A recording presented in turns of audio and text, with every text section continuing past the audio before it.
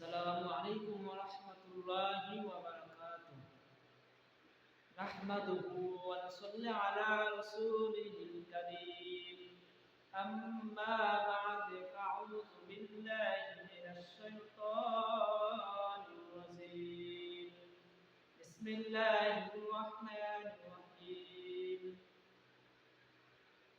إن الله لا يغفر أن يشرك به ويغفر ما دون ذلك لمن يشاء.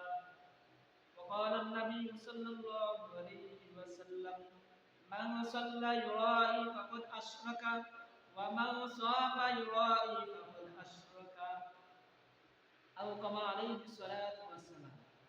আজকে আমার আলোচনা হলো শিরক সম্পর্কে। বর্তমানে যুগে দেখা যায় শিরক এত অতিরিক্ত বেড়ে গেছে, এত অতিরিক্ত শিরক হয়ে গেছে, প্রচলন হয়ে গেছে। এই শিরককে দূর করার জন্য আমাদের একান্ত প্রয়োজন। শিরক আবিদের করতে হলো কারোর সাথে অংশীদার করা। শিরক দুই রকম হতে পারে। শিরক এক রকম শিরক হলো যে শিরক দুই প্রকার শিরক। এক নম্বর শিরক হলো শিরকে আকবার, দুই নম্বর শিরক হলো শিরকে আসগর।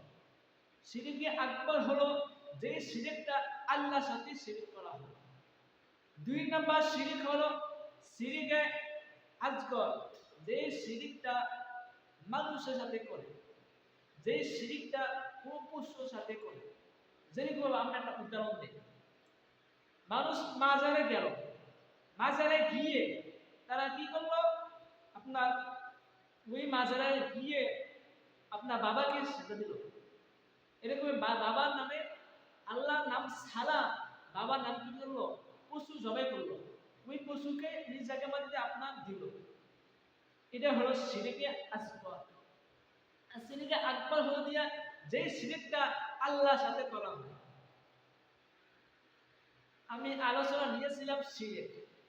শিরক আপনার কয়েকদিন আগে একটা নিউজ দেখেছিলাম, এক ব্যক্তি